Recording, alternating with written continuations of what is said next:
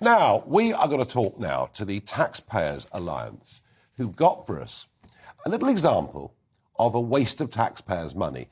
This example may not be big in terms of money, but it does perhaps illustrate where so many billions disappear. I'm joined by Joe Ventre, Digital Campaigns Manager for the Taxpayers Alliance. Joe, tell us what you found.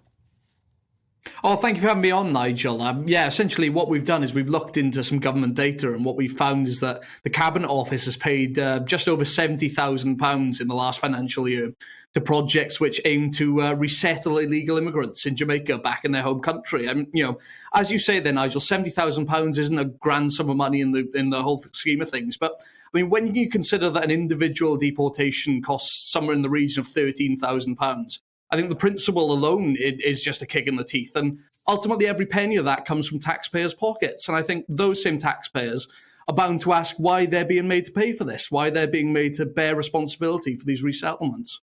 Yeah, as you say, we pay enough for the deportations anyway.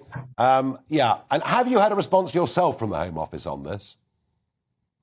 No, we haven't at this point, Nigel, but it's certainly something that we're going to be monitoring. And I think, we can all see that this is an inexcusable example of waste, while everyone's going through a cost of living crisis. And I think what we would really urge is that ministers should be looking immediately to crack down on these sorts of projects and ensure that they get their priorities straight. Yeah, well, I have to say, I think it's a very interesting case study, and thank you very, very much indeed for joining us. Well, we did hear at GB News write to the Home Office earlier on today, and we asked them what they made of this, and they did provide us with a very fulsome statement. This government puts the rights of the British public before those of dangerous criminals. Well, that's a good thing. And we are clear that foreign criminals should be deported from the UK wherever it is legal and practical to do so.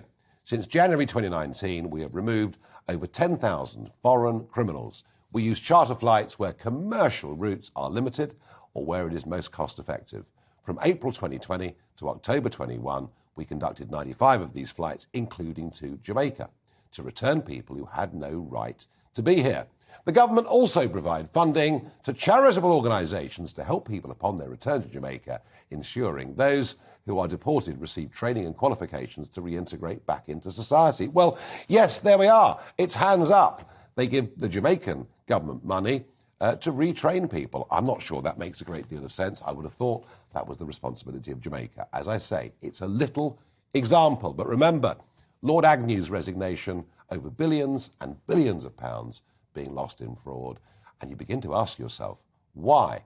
Why, oh, why, oh, why did National Insurance go up last week? Well, it didn't need to, did it? If we looked after our money better. So there we are. You can get the full story at gbnews.uk to see how this money has been wasted.